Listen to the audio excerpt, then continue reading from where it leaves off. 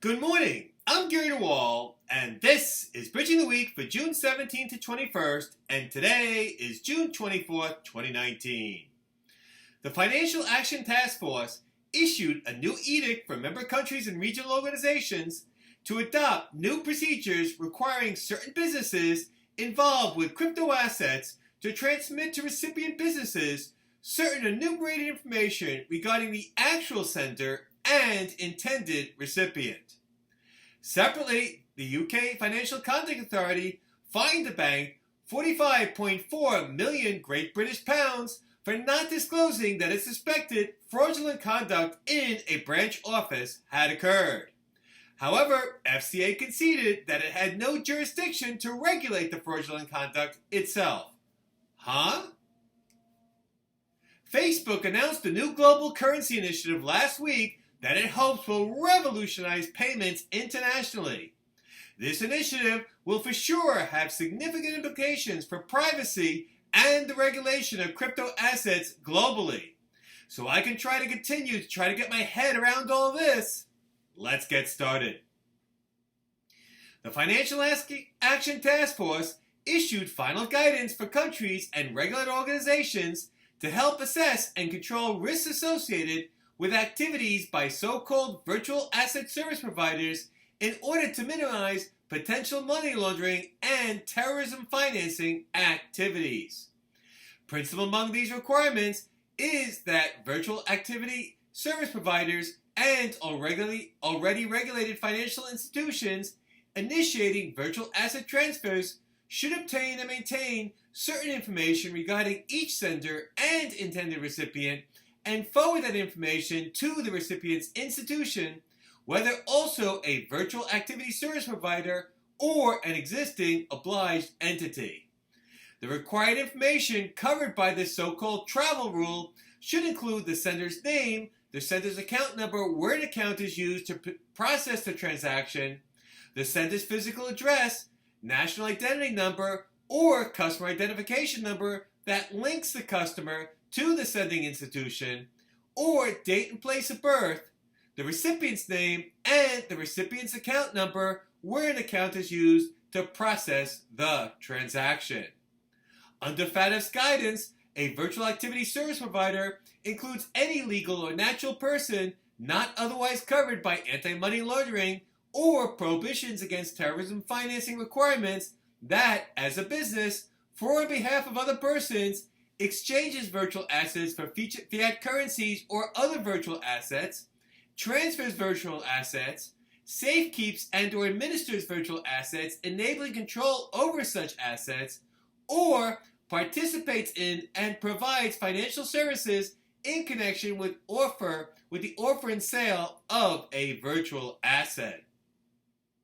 FATF also recommended that countries require virtual asset service providers to develop risk-based programs to address the risk of their businesses and conduct due diligence of all their customers.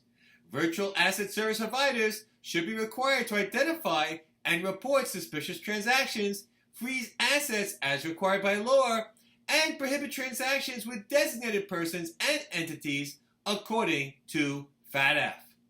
FATF encourages member countries and regional organizations to take quote-unquote prompt action to implement its recommendations and will conduct a review of implementation in June 2020.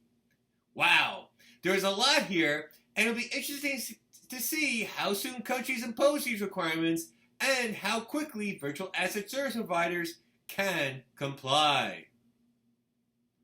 Last week, Facebook published its eagerly anticipated white paper describing its cryptocurrency and financial blockchain-based infrastructure named Libra.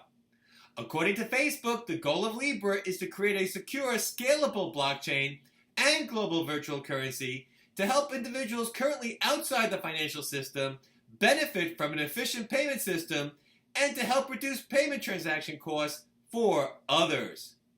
Libra is intended to function as global money in the form of a non-government issued stablecoin backed by a reserve basket of low volatility assets, including bank deposits and short-term government securities representing multiple international currencies, quote, from stable and reputable central banks, end of quote. The Libra virtual currency will reside on the Libra blockchain, which initially will be a permission ledger, but is intended at some point to become permissionless.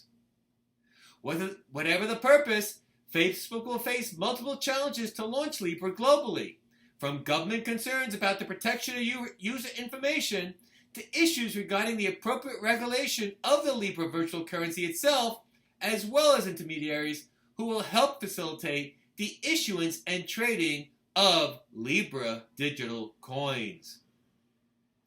And finally, the Financial Conduct Authority fined the Bank of Scotland £45.5 million Great British pounds for not telling its predecessor regulator, the Financial Services Authority, about Bank of Scotland's suspicions that a fraud had occurred in one of its branch offices relating to lending to distressed corporate entities.